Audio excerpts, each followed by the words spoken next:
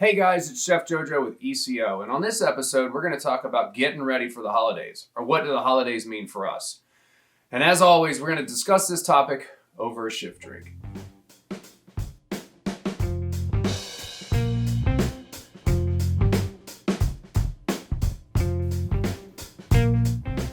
Wow, the holidays, huh? Us getting ready for the holidays, and what does that mean? Man, I was recently having dinner at a friend of mine's restaurant, and we were just chatting. And I go, we're discussing doing an episode of Leave It on the Line, and trying to get that worked out. And he's like, "How about we do it after after Christmas?" And I go, "Okay." And he's like, "Man, I've got 85 parties in between Thanksgiving and Christmas." And I was like, "Oh man." He's like, "Yeah, it's crazy. It's a beautiful restaurant, great atmosphere. He's got like several rooms, and it just kind of reminded me of what we're about to get ready for. This year there's only like 27 days between Thanksgiving and Christmas, and it's all cram packed, and everybody's freaking out. Everybody's like, oh my goodness, it's gonna be Black Friday. Next thing you know, it's gonna be Christmas. And for me, I think every year it's crazy and it's all compressed, and it's gonna be here before we know it. When he told me about the 85 parties, and he's like, once I get through that, I'll be able to breathe and we'll catch up. We got to get together after that. And I was sitting there thinking, I'm busy during the holidays. I'm not as busy as I used to be, but we're still busy. But it just jarred me, and I'm reflecting on what we go through as an industry during this time.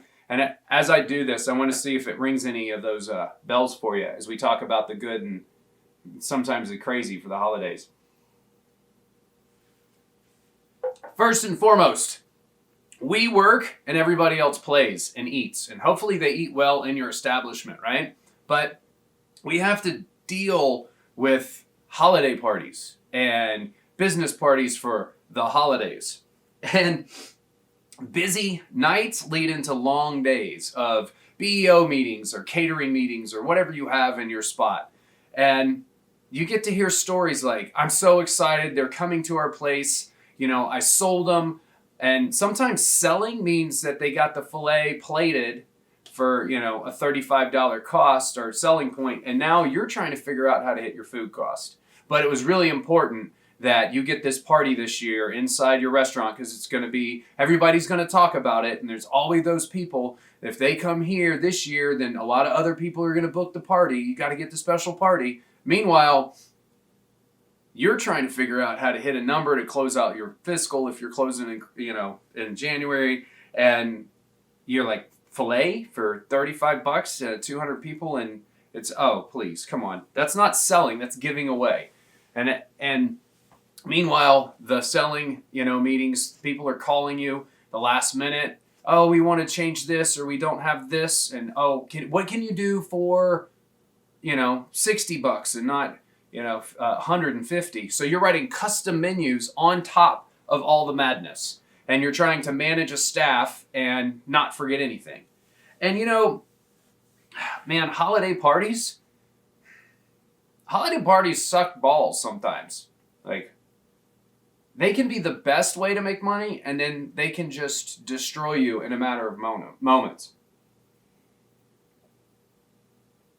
You'll get the holiday party. It's a lunch party. It's the bridge girls, and they come in, and it's like tea sandwiches. It's very quiet, and they sit down. They have their sandwiches. As long as you remember, cut the crust off the bread, la-di-da. You get your money. They're happy with the service, and they're out. Everything's gravy. Then you get the parties where you find out halfway through, as they demolish your buffet or chef table, and there's nothing left, that, these guys are concrete construction workers, and they eat enough for 4 people, and you've already gone through all 8 of the prime ribs that you put out. They're gone. So now you're like pulling steaks out of the refrigerator, grilling them off and slicing that to order, and you're like, do I even have enough meat to get through this party? I'm losing my ass in this completely. There's no more rump roast. Yours is toast. And you finally kind of manage your way through it, and it's the end of the night, and you go to the office to kind of like collect yourself, and you're like, okay, what do I have tomorrow? And then you look down and you see that there's something not highlighted on that BEO or not circled, and you're like, son of a I didn't order that, or you forgot to order, let's say, the carrot cake, or you don't have the ingredients, or you didn't order the sea bass, whatever it is. So now you're trying to call your vendor in the middle of the night, begging him to get you the product, seeing if he even has the product. You're trying to figure out when it can be delivered by, and is it going to be prepped in time? And not to mention, if you have multiple kitchens, like, and I'm reflecting back on the, well, we have multiple kitchens, but like things get lost.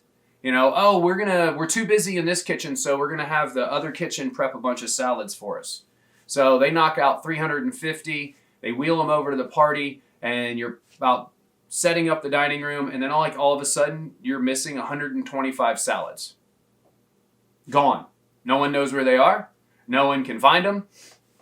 And you have about 30 minutes to get them out on the table. And the kitchen where they prepped them is a 25-minute walk. I don't know if any of this is ringing a bell. This is just stuff that's happened to me and my little tenure doing this holiday stuff. In the beginning of our holiday season, everybody's rubbing their hands together. They're excited because they know the hours are coming and that everybody's going to get good paychecks. That lasts, 7 days into the holiday season, and the next thing you know, you got call-outs, people are sick, they're not showing up, you don't know where they are, and you start out with 12 cooks and 5 dishwashers in the beginning, and the next thing you know, it's you and your trusty dishwasher and 4 of the cooks that never fail you, and you guys are in there while every restaurant manager, bartender is running food out of the kitchen trying to get the job done. I mean, that's what I remember from the holiday season, and I'm sure that that's what's about to happen as we go into this one for us. I like the rush of it. I love it. I love the challenge.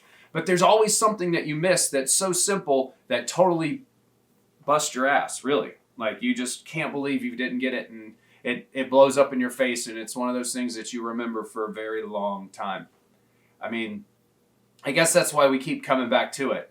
And as you're going through this whole crazy world of the only thing you can think about is your stack of BEOs, your prep list. Did you order this? Did I forget to turn the oven off?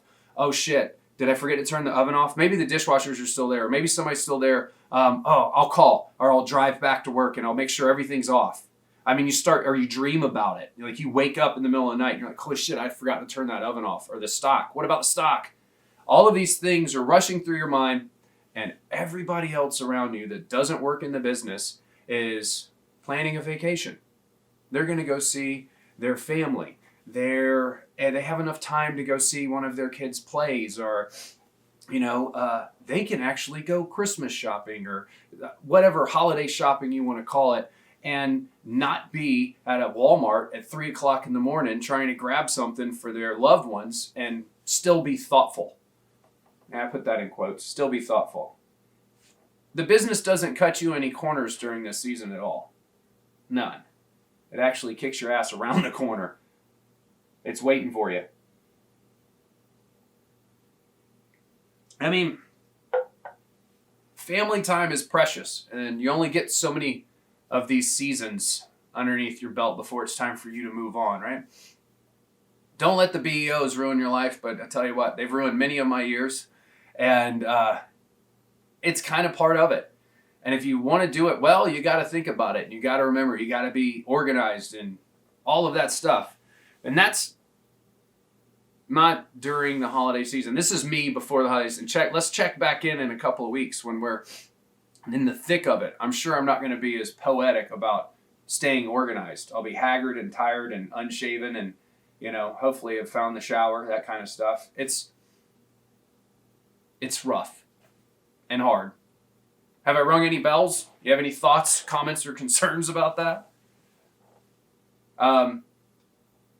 And God forbid if it's a family business and you're doing catering, and you got every one of your, all of your kids, all of your cousins and in-laws are helping you get through it. But it's the time that you got to make money, and it's our season, and it's fun. Well, that's what the holiday season is like. That's what we have to get ready for. I don't know if I left anything out. I'm sure I did. I know in a couple of weeks I'll be like, oh yeah, I should have said that. Maybe we'll have another episode about my pet peeves of, listening to people go, oh, we went to the mall all day yesterday. And I was like, oh, that's great. We were prepping all day yesterday. Only the people in the business understand what we go through the holidays. So take care of each other. Try to not rip each other's heads off during this season if you can help it. Enjoy the shift drinks, but don't have too many so you can get through the season in one piece, if you will. And, before I sign off here, I want you guys, if there's somebody that's made a difference in your career, especially during the holiday season, or taught you something or mentored you in a special way, take the time to recognize them and write us a letter. And it's called Chef ECO of the Month. You can send us your letter of your mentor or person that you think that needs recognition at chefeco@extremeculinaryoutfitters.com. And they could win $150 worth of gear. And if we pick your letter, you'll get $50 worth of ECO gear.